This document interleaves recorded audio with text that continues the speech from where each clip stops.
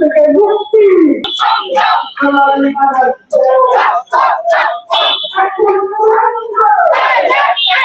জনজীবন থাকে না, প্রত্যেকটি জায়গায় এই মূল্য বৃদ্ধির নেতিবাচক প্রভাব পড়বে। অলরেডি সেটা শুরু হয়েছে। আমি সরকারকে বলতে চাই, বর্তমান সরকারের বিদ্যুৎ মন্ত্রী এই চলতি বছর 26 সালের 23শে ফেব্রুয়ারি সচিবালয়ের বিদ্যুৎ বিভাগের একটা বৈঠকে আপনি সাংবাদিকদের কাছে বলেছিলেন আগামী 2 বছরের মধ্যে সরকার বিদ্যুতের কোনো দাম বাড়াবে না। আপনি মনে করেছিলেন মাত্র 107 দিন 3 মাস চেয়ে পারল না, আপনি বিদ্যুতের দাম বাড়িয়ে দিলেন। আপনি এর আগে জ্বালানির দাম বাড়িয়েছেন প্রায় 12%। আপনি একটা সিলিন্ডার গ্যাসের দাম 6 থেকে 700 টাকা বাড়িয়েছেন। দিন যেতে না যেতেই আবার বিদ্যুতের যে দাম আপনি প্রায় 20% বৃদ্ধি করেছেন গ্রাহক পর্যায়ে। 6টি স্লটে যে পরিমাণ দাম বাড়িয়েছেন, প্রান্তিক মানুষ, গরিব মানুষ 0 থেকে অন্তত 50 ইউনিট ব্যবহার করে তার ঘরে প্রায় 3 কোটি বিদ্যুৎ গ্রাহকের উপরে আপনি বিদ্যুতের মূল্য বৃদ্ধি করে জনগণের উপরে জুলুম চাপিয়ে দিয়েছেন। তার প্রতিবাদে আমরা আজকে বিক্ষোভ করছি। উচিত ছিল বিদ্যুৎ মন্ত্রীর বা সরকারের তার দেওয়া ওয়াদা রক্ষা করে বিদ্যুতের দাম না বাড়িয়ে বিদ্যুৎ সেক্টরে যে অনিয়ম, যে দুর্নীতি, তারপরে যেখানে সিস্টেম লস, ক্যাপাসিটি চার্জের নামে হাজার হাজার কোটি টাকা লুটপাট হচ্ছে, সেইটা বন্ধ করার ব্যবস্থা দরকার ছিল। সেইটা না আপনি দাম বাড়িয়ে দিলেন। কারণ আমরা জানি ক্যাপাসিটি চার্জের নামে সিস্টেম লস, বিদ্যুৎ সেক্টরে ওই সমস্ত অনিয়মের সাথে সরকারের সিন্ডিকেটরাও দুর্নীতির টাকা খাওয়ার কাজে জড়িত আছে। ওইটা কমাতে গেলে তো সরকারের পকেটে টাকা যাবে না, বরং প্রান্তিক গরিব মানুষের বিদ্যুৎ বাড়িয়ে সেই টাকা তারা আবার পকেটস্থ করতে চায়। জামাত ইসলামী তার তীব্র নিন্দা জানাচ্ছে। আমরা বলতে চাই, নিয়ম অনুযায়ী রেগুলেটরি কমিশন গণশুনানি করে থাকে।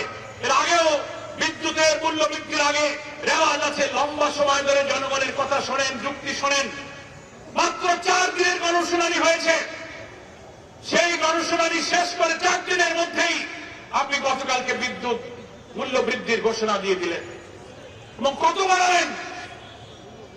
রেগুলেটরি কমিশনের যে টেকনিক্যাল কমিটি ছিল, কারিগরি কমিটি, তারা যে প্রস্তাব করেছিল উৎপাদন, সঞ্চালন, বিপণন, বিদ্যুতের সব বিভাগের প্রস্তাবকে সমন্বয় করে তারা যে প্রস্তাব করেছিল রেগুলেটরি কমিশন, তার চেয়ে বেশি পরিমাণ দাম বাড়িয়ে দিয়ে জনগণের উপরে এই ভোগান্তি চাপিয়ে দিচ্ছেন। ফলে আমাদের ব্যবসা বাণিজ্য, গার্মেন্ট শিল্প, পরিবহন শিল্প, কৃষি, সেচ, সামনে বড় ধান, অন্যান্য কৃষির মৌসুমগুলোতে বিদ্যুৎ না হলে সেচ চলে না, বিদ্যুৎ না হলে গার্মেন্ট চলে না, কারখানা চলে না।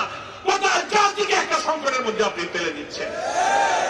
রামিসার মতো শিশুর নিষ্পাপ খুন নিষ্ঠুর ভাবে হলো, চাঁদাবাজি হচ্ছে, লুটপাট হচ্ছে। বিএনপির নেতারা সফর করার আগে 15 বছরে মেয়ে জোগাড় করে রাখতে পারে। সেই দিকে দলকে সংশোধন করার কোন প্রচেষ্টা সরকারের নাই। দুর্নীতি বিদ্যুৎ ক্ষেত্রে ঠেকালেন না।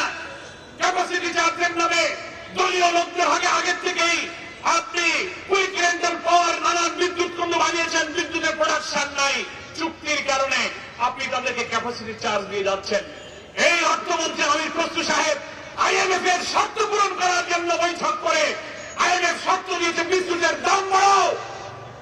বিশ্বব্যাংক আর IMF এর কাছে আমরা তো দাসখত দেইনি, আমরা তাদের গোলাম না। তাদের কথায় আপনি বিদ্যুতের মূল্য বৃদ্ধি করে জনগণের দুঃখ কষ্ট দুর্ভোগ আপনি আবার বাড়িয়ে দিয়েছেন।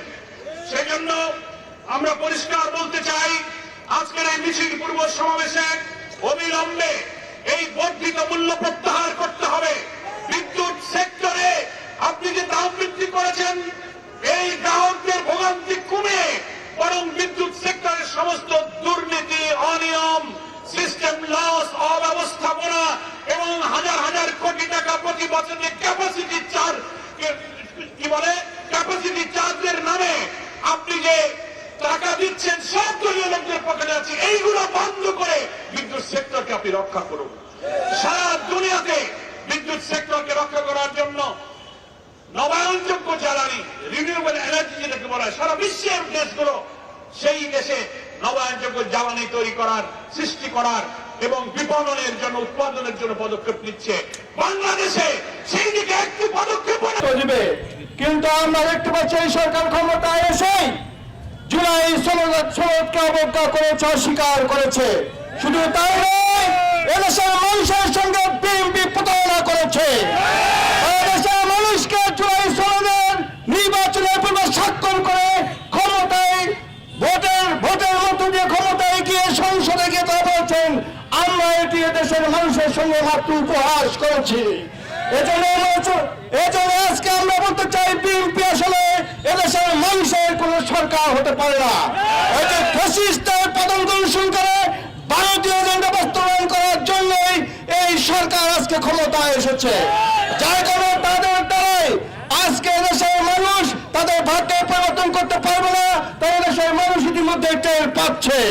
সংগ্রামী সাথী বন্ধুগণ, তার আরেকটি জ্বলন্ত উদাহরণ আজকে সারা বাংলাদেশে ধরুন গণতান্ত্রিক প্রক্রিয়া নিশ্চিত ছিল, ঠিক সেই সময় এই বিএনপি সরকার সংসদে পাশ করে রাতের অন্ধকারে জ্বালানি তেলের দাম বৃদ্ধি করে দেশের মানুষকে একটি